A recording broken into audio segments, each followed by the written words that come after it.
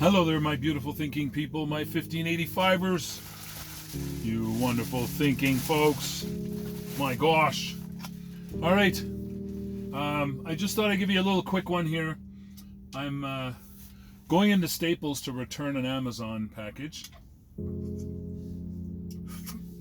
And I figure when I come out, I'll do a summon. So you might as well see how this does. You can see ahead of me, it's a parking lot. I will edit out the dead space in between. But yeah, I haven't done it for a while. This is a new version of the software. And let's find out how good it does. And I'm going to bring my coffee just so I can have a coffee while I watch it come. All right, see you guys soon.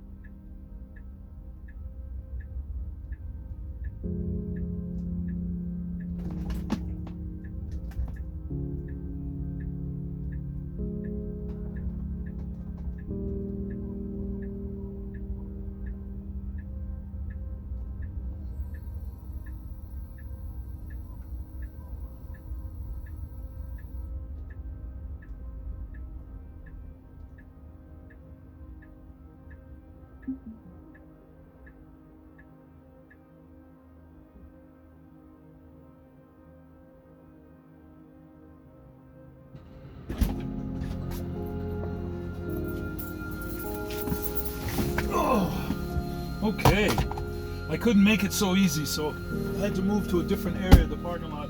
I'm sure you saw it as it passed the Staples, just for proof. There's my Staples certificate. $5 to shop around when you drop off an Amazon gift. Interesting. All right, folks, so I hope that showed. I'm impressed. This version of the software, as I started to walk away from the Staples, it all of a sudden stopped and had to reevaluate. Okay, where is this guy? How am I going to find him? And sure enough, it did. Okay, folks, I want to add a little subject to this little video here. And this subject is deep controversy. So I have to be careful what I say. I got to be careful how I say it. I got to make sure that the words and ideas are all nice and decent, and yeah, you know what I mean. We don't want to get trashed. We don't want to go to jail. I'm talking about, you know, YT jail or FB jail. Okay, so let me start here. I've been watching everything that's been going on. And I'm sure you all are as well. For those of you who aren't, let me give you a baseline. Those of you that are older will get this analogy really well. Those of you who are not, I'm sure you'll be able to get the drift anyway. So way back in the days, we had the hillbilly feuds, and one neighbor and their family would be trying to take out the other neighbor and their family. Always. Like, I mean, it was an ongoing feud. So every time they saw each other, they just saw red and went crazy after each other and tried to shoot at each other and all kinds of stuff. And, of course, other people who knew them would be trying to dissuade them from, you know, acting so weird and strange. Yeah, you saw that too. That van looked like they were trying to hit those guys. And boy, would they ever be upset if those guys ran over and started beating on them when they got out of that van. Arrogance. Now, a lot of people can mistake confidence for arrogance, and they need to look a little deeper to find out if that individual actually does have humility. Because sometimes just saying things the way they are, people take them as being arrogant. Okay, so what was it? The Hatfields and McCoys. So let me just, again, it's just for namesake. It has no bearing on who they are or whatever. I don't want you putting your poison ivy on my property. Keep it off my property. I don't want it anywhere near my property because my kids play out there all the time and I don't want them getting poison ivy. And they agree. Everything goes along fairly smoothly. And then all of a sudden, somebody comes to visit the Hatfields, if I got that correct, and says, hey, I got some real wonderful plants here I want to plant along your border with your neighbors. That way, you know, they won't cross that line. And they happen to say, what the heck? What kind of plant is it? That's poison ivy. That way if they come across, they'll get a good lesson. They won't come back. Let's do it. How do you think the McCoys are going to feel when they find out the Hatfields have now planted poison ivy all along the border of their property? Or they're in the process of it. So they got a big truckload of poison ivy plants, and they got their shovels, they got everything, and they got their neighbors, and they're getting ready to plant the whole lot. I'm just going to say that the McCoys are not very happy, and I'm going to say that the McCoys might want to go over there and tear up the yard. Okay, so now they get into it. Here's the McCoys chasing down the Hatfields. They're both big families. Got some tough fighters. Other neighbors come around and start helping the Hatfields to fight you off so you can plant more poison ivy on their border. Hey, no big deal, right? It's the Hatfields' friends, right? Maybe they don't like the McCoys. So they're going to help the Hatfields. They're going to gang up on the McCoys. Well, I don't know what you learned as a kid and growing up, but I was always taught that you fight one-on-one, right? You don't go off and grab some other bullies to go beat up on one person.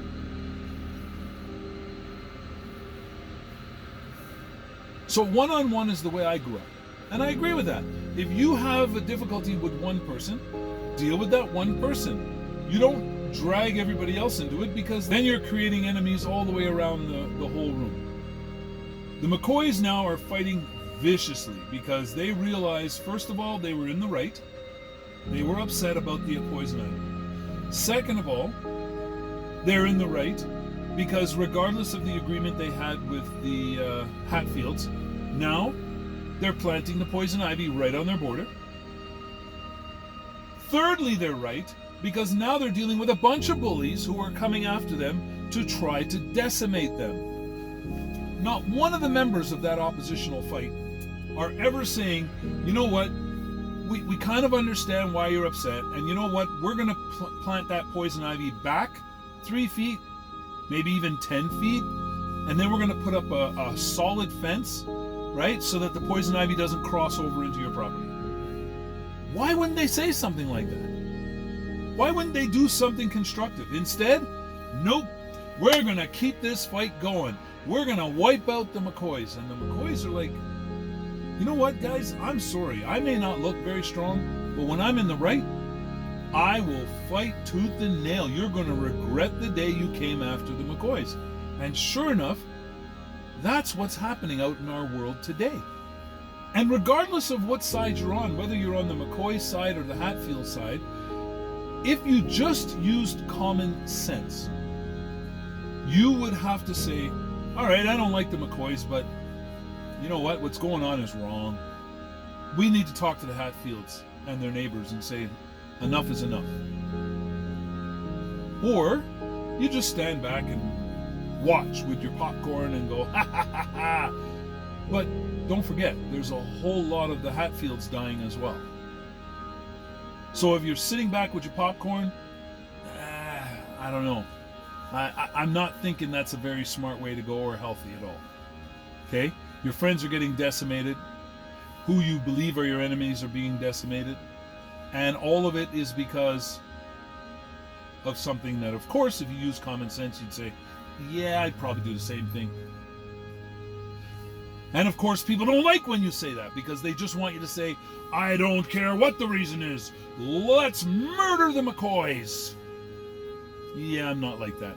I've always been the guy who grew up in neighborhoods where I stepped up against all the bullies in the neighborhood to make sure that the weaker ones or the ones who weren't causing the problems were protected. That was me. And if you ask anybody that grew up around me, they'll tell you the same thing. I had a sidekick who was my Bruce Lee. The two of us took care of the entire areas, plural, not one area. A lot of the people from Saint Laurent believe that we just protected Saint Laurent. No, we protected everywhere. Anywhere we went, if there were bullies, we'd step up and take care of the bullies. And I'd have to say, when I came out here to Ontario, and I apologized to the world by saying that I thought by me bullying the bullies that I became the biggest bully, and then everybody piped up and told me I was wrong. All the people from Montreal told me what their life would have been like had I not stepped up. They reiterated to me how grateful they were about me really helping out. Okay, so let me just put that in your basket. Mull it over. Use your 1585 mind abilities, and leave some comments. Let me know what you think, because honestly, I can't come to any other conclusion. If it was me and I was there and they weren't using guns and everything else, I would jump in the middle and say, guys, enough. So why are you and what? Oh my God, guys, this is so senseless. Enough. You guys, put down your weapons. You, put down your weapons. Now that's it. We start from here. And then people are going to say, yo, you can't start from here because then that means a part of the block is no longer inhabited by the weak ones. It's like, would you prefer to have the weak ones unalived? Would you prefer to have them decimated to the point where they can't survive? Would you like them to go through a slow demise? Or would you like peace and quiet and cooperation and people thriving on both sides? Okay, those are my 2 cents for the day. You know exactly who I'm talking about. And we could actually apply that same analogy to some other folks out there as well, except for the fact that nobody came to their aid. So not quite the same scenario. Nobody came to their aid. And the only people who really came to their aid are mocked and ridiculed and called names, and I guess that's what happened to me in Montreal. Maybe after I was gone, they mocked and called me names, and who cares? I don't really care. I was happy to help out and try to keep people in one piece. All right? Okay, folks. I'll get into a little better detail once it's acceptable on YT and FB and all the way around the world, okay? Chat at you later.